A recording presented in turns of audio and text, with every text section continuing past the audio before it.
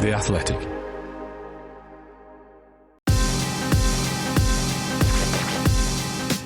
Hello and welcome to the Race F1 briefing on Friday the 18th of October 2024.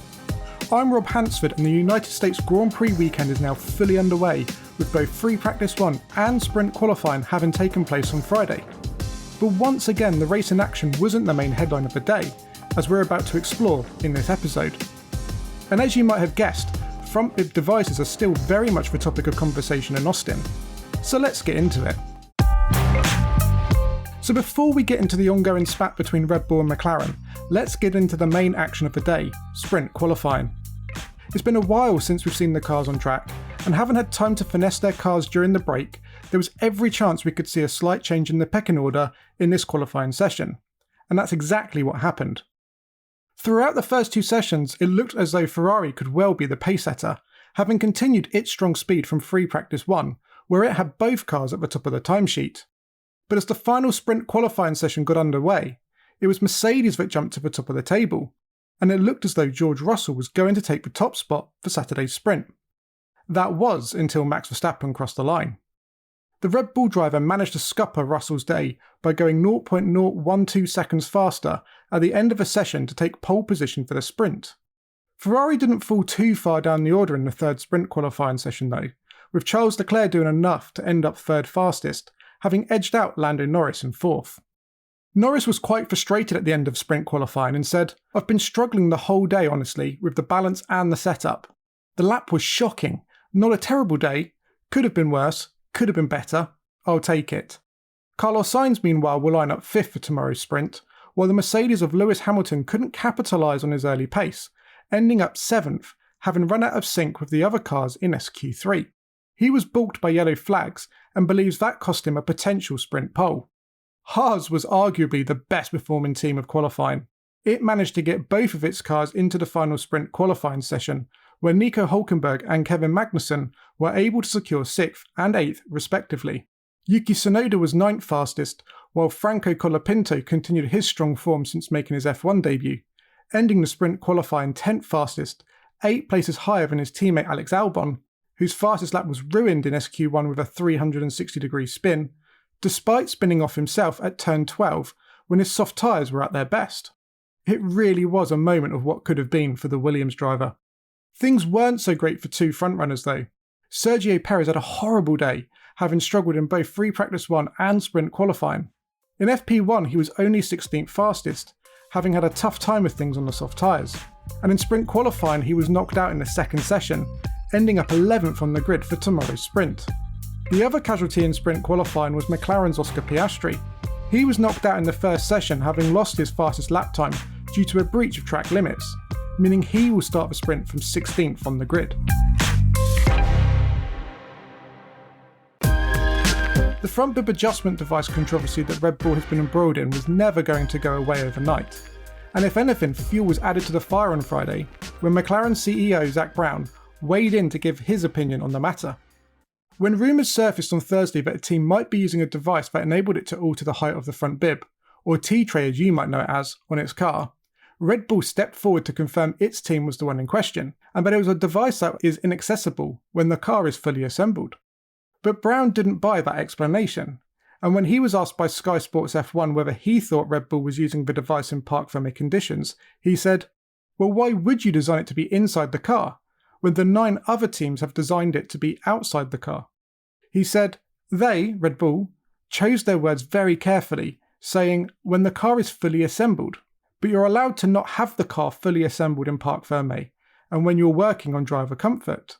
Also, what doesn't quite stack up is a comment that you can't modify it. Well, then why does the FIA feel they need to put a seal on it if it's not accessible post or during parc-fermé?" Brown added that he also believes that Red Bull only came forward on Thursday to confirm it was the team involved because it had no choice. He said there was no denying that they, Red Bull, have the ability to access the front bib from inside the car, cockpit. That's undisputed. So I think they had no choice but to say, yes we can. We know we can't. We don't have the access. It's not designed that way. And from what we're seeing, the other 8 teams don't. So I think they had no choice. So far, the FIA's actions have consisted of it mandating Red Bull to seal the device in parc-fermé conditions, but it is yet to find any evidence that Red Bull has fallen foul of the regulations in any way. But Brown consistently reiterated throughout Friday that transparency is critically important and urged the FIA to investigate the matter fully. With the championship battle heating up, it's no surprise that Brown has gone for Red Bull's jugular. But as you're about to hear next, its rival was not going to take the attack lying down. The Race F1 Briefing.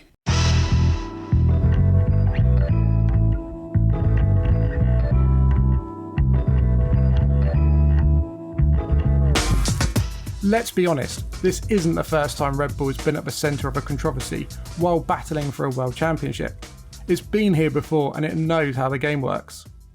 So Red Bull would have no doubt expected McLaren to go on the offensive when it came to light it had a device inside its cockpit that was able to alter the height of the front bib. Red Bull has openly admitted that the device exists, but insists that it has never been used to adjust the height of the floor while under parc-fermé conditions. And when Horner was asked about the device and Brown's view on Sky Sports, Horner responded to the criticism by stating the device has been there for over 3 years, and that it can only be accessed when the pedals and other panels are removed. It's worth reiterating that currently, the FIA has found no evidence that Red Bull has breached any rule in any way at this stage. But when asked why the FIA was sealing an area it had no issue with, Horner said, "Because there's been a bit of moaning from one of our rivals." It's the FIA's job to look into these things. It's on a list of open source components, so it's been publicly available for the last 3 years. The FIA is happy with it, just to satisfy some paranoia elsewhere in the paddock. Horner went on to add that he believes this is McLaren's attempt to create a distraction, pulling people's attention away from the flexi wing trick that it's had to adapt in recent weeks. He said, "I feel it's sometimes to distract from perhaps what's going on in your own house, so you try to light a fire somewhere else." Horner was also open in saying that he had no issue with sealing the device because they can seal every movable joint on the car because parc-fermé dictates you can't change anything and that's what parc-fermé is there for. He added, "We've complied with all the regulations and procedures. They're more than happy with the discussions with the FIA and what's been shown to them they're very comfortable with. It's clear that this topic isn't going to die down anytime soon. And with the championship battle only heating up even more between these two teams, you can expect a few more spats to break out between now and the season finale in Abu Dhabi."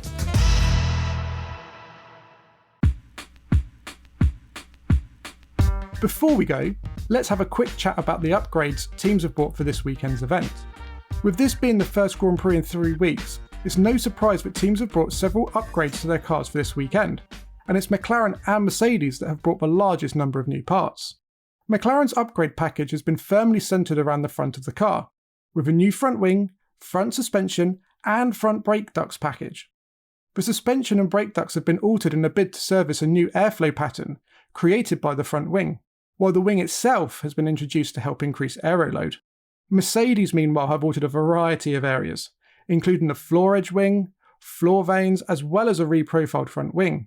The silver arrows have also reprofiled the front upper wishbone fairing, and it's extended the bodywork around the radiator inlet, with the aim to improve cooling efficiency in a wider range of conditions. It's also added an additional cooling outlet near the rear suspension, in what is one of Mercedes' bigger upgrade packages of the year so far. But while Mercedes and McLaren have been busy bees modifying parts, Red Bull have been less so on the upgrade front, although it has made some changes. It's got a revised floor edge wing for this weekend, and the side pod's upper surface where it joins the Coke bottle section has also been reprofiled to aid cooling. Most of the other teams have also brought smaller updates, but interestingly it would appear that Ferrari's made no changes to its car at all since Singapore. So will that hamper it as the weekend goes on? Well, we'll have to wait and see, but if sprint qualifying is anything to go by, you'd suspect not.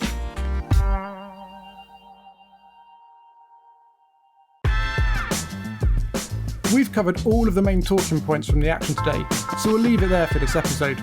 It was a busy day as ever, and with the way sprint qualifying shaped up today, we could well be in for a fiery sprint race tomorrow. In the meantime, if you want to catch up on any news you might have missed, check in at the-race.com.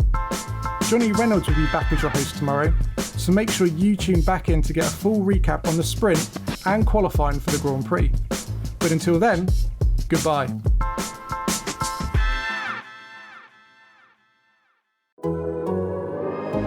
The Athletic.